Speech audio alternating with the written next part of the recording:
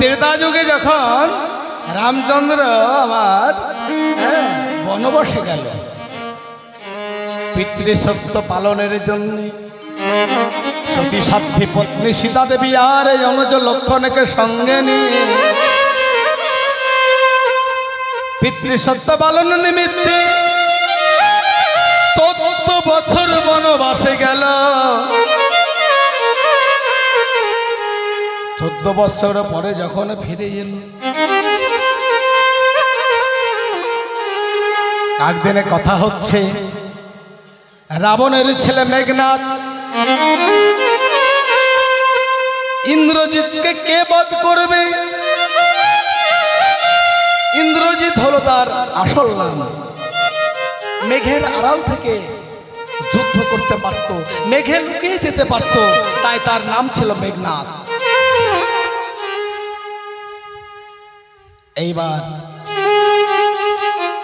আশীর্বাদ প্রাপ্ত ইন্দ্রজিৎকে বধ করবে সেই কে যে 12 বৎসর ধরে অনাহারে আছে, সেই, তাছাড়া কেউ পারবে না,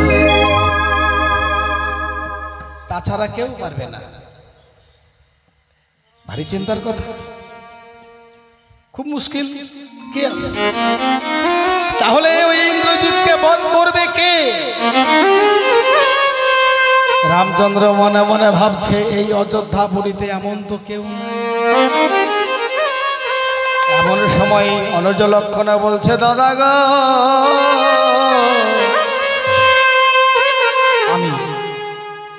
আমি আছি 14 বৎসর ধরে অনাহারে, তুমি চাইছো 12 আর আমি আছি 14 বৎসর ধরে অনাহারে। আমি পারবো ওই ইন্দ্রজিৎকে বধ করতে, আমি আছি তার একমাত্র শত্রু। 14 বছর অনাহারে আছিস ভাই? বলছে হ্যাঁ। সত্যি? বলছে হ্যাঁ। হনুমানের দল হুপ হুপ করে লাভ দিতে দিতে এসে বলছে, ওই লক্ষণ দাদা আমরা মানবো না। 2 দিন, হ্যাঁ একদিন যদি উপোস থাকি, 2 দিনের দিনে আমাদের এই পেটটা কতই জ্বালা করে, মনে হয় কাঁদি কাঁদি কলা খেয়ে নেই।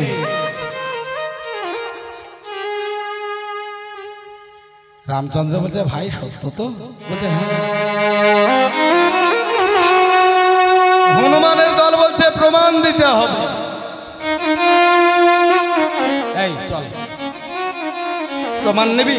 চল যেখানে আমরা ছিলাম 14 বছর যেখানে ছিল সেই চিত্রকূট পর্বতে একটা গুহার মধ্যে নিয়ে গিয়ে বলছে, দাদা আমরা এখানে এলাম তো সবাই? বলছে হ্যাঁ এলাম। এখানে আমি প্রমাণ দেব। কি করে? তবে দাদা শোনো, 14 বৎসর ধরে আমি অনাহারে ছিলাম, এ কথা বলেছি তাই তো? বলছে হ্যাঁ। একবার তুমি দাদা ভেবে দেখো তো, তুমি নীতি প্রতিদিন আমার হাতে ফল তুলে দিতে, প্রতিদিন বলতে ভাই লক্ষণ ধর, ভাই লক্ষণ ধর ধর বলতে, কিন্তু কোনদিন তো তুমি আমাকে খা ভাই বদন দে ভাই বলনি। তোমার আদেশ ছাড়া আমি চোখের পাতাও ফেলি না, আমি এক পা বাড়াই না, আমি নিশিযোগে আমি ঘুমাই না। তাহলে কেমন করে তোমার আদেশ ছাড়াই আমি তোমার দেওয়া ফলটা বদল দেব?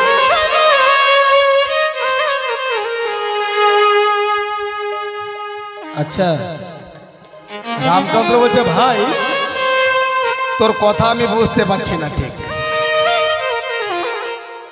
আর হনুমানের দল বলছে দাদা এই ভাই লক্ষণ তুমি তো বলেছো প্রমাণ দেব, এইখানে এসে প্রমাণ দাও। রামচন্দ্র বলছে ভাই তুই যদি 14 বছর না খেয়ে থাকিস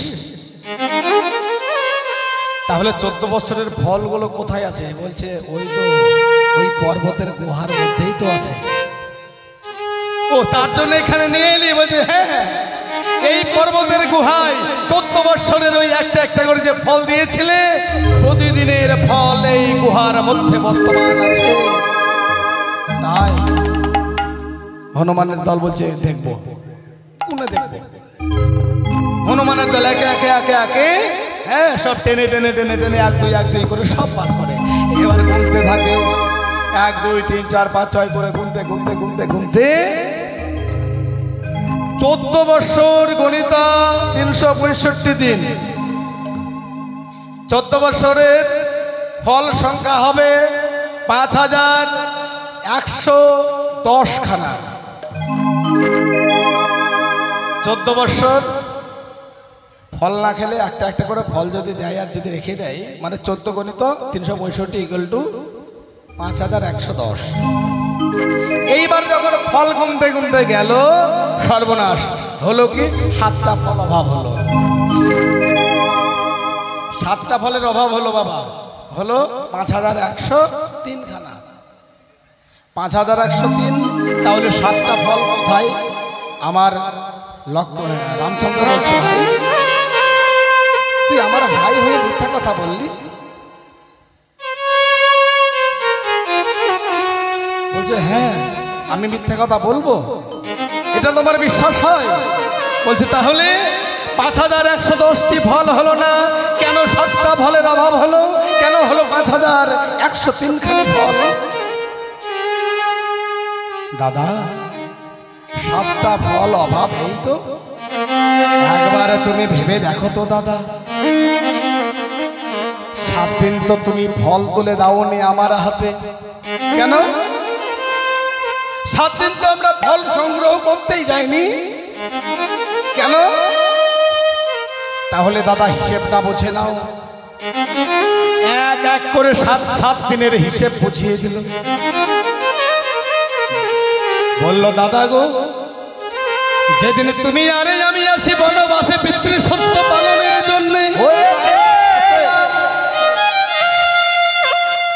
পিতৃসত্য পালনের জন্য যখন আমরা বনবাসে এলাম বটে, পুত্র পুত্র করে আমার পিতৃবিয়োগ হয়ে গেল যখন সংবাদ এলো আমাদের কাছে, সেই দিনে ফল সংগ্রহ করতে গেলাম না, আর সেই দিন তো তুমি আমার হাতে ফল তুলে দাওনি।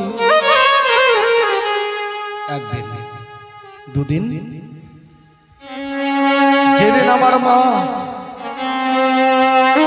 মা সীতা দেবীকে ওই লঙ্কেশ্বরে রাবণ হরণ করে নিয়ে চলে যায়, তুমি হা সীতা বলে সারাদিন কান্না করেছিলে, আর আমি মা মা বলে সারাদিনে বনে যখন কেঁদে কেঁদে বেরিয়েছিলাম, সেই দিন তো ফল সংগ্রহ করা হয়নি, সেই দিনে তুমি আমার হাতে ফল তুলে দাও। আর 3 দিন, একবারে ভেবে দেখো তো দাদা, ওই লঙ্কেশ্বর রাবণ যদি তোমাকে আর আমাকে ওহির বানে বেঁধে রাখে, সারাদিন তুমি আর আমি ওহির বানে বাঁধা ছিলাম, মানে সর্পবানে বাঁধা ছিলাম, সেই দিন ফল সংগ্রহ করাও হয়নি, তুমি আমার হাতে ফল তুলে দাও। 3 দিন হলো বাবা, তাই তো? আর 4 দিনের দিন, যেদিন ওই লঙ্কেশ্বরে রাবণ আমাকে শক্তিশাল মেরেছিল, আমার পক্ষে আমার প্রাণ চলে গিয়েছিল, সারাদিনে তুমি ভাই ভাই করে লক্ষণ লক্ষণ বলে আমার পাশে কেঁদে দিতে তাকিয়েছিলে, সেই দিনে ফল সংগ্রহ করা তো দূরের কথা, আমার হাতে ফল তুলে তো দেওয়া দূরের কথা, আমি অচৈতন্য ছিলাম, তার সঙ্গে তুমি পাগল পারা হয়েছিলে। 4 দিন, বেশ 4 দিনের হলো, আর বাকি দিনগুলো মনে আছে দাদা? যেদিন তুমি সীতা দেবী করে কান্না করতে করতে আর থাকতে পারছিলে না, আমিও মা মা বলে কাঁদছিলাম, তুমি একটা সোনার সীতা তৈরি করেছিলে, মায়া সীতা তৈরি করেছিলে, সারাদিন তুমি আর আমি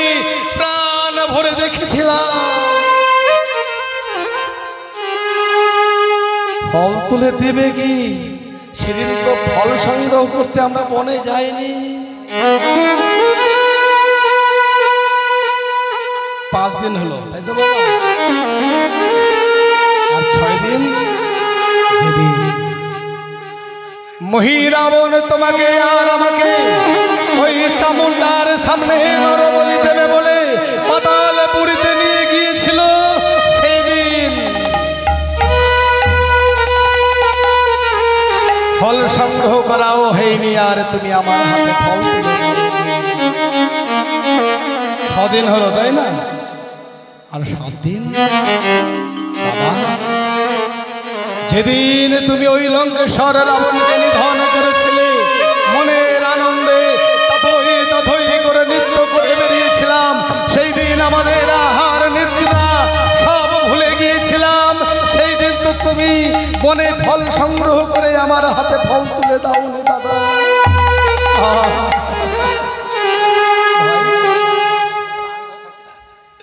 সত্যি তোর এই সততা দেখে আমি মুগ্ধ হয়েছি ভাই রে। আর যদি তুই আমার চেয়ে ছোট না হতিস, আমি তোর যুগল চরণে একবার মস্তক নত করতাম ভাই। দাদা ওই রকম কথা বলে আমাকে পাপের ভাগী করো না। বলছে না, এই জন্মে আর তোকে পাপের ভাগী করছে না ভাই। আগত দাপর যুগ আর কলি যুগ তুই আমার চেয়ে ছোট হবি না ভাই রে। আগত দাপর যুগে তুই হবি আমার চেয়ে বড়, এক গর্ভের বড়। তুই হবি 7ম গর্ভে, আর আমি হব 8ম গর্ভে। 7ম গর্ভে এলো বলরাম, তাই তো? যশোদার গর্ভে, দৈবকীর গর্ভে এলো। তারপরে সেটা কি দৈব শক্তি দিয়ে রোহিণীর গর্ভে নিয়ে চলে গেল, এটা তো সবাই জানে। আর 8ম গর্ভে, দৈবকীর 8ম গর্ভে আমার ভগবান শ্রীকৃষ্ণ। বিদায় গৌর, হরি বল হরি বল হরি বল হরি বল।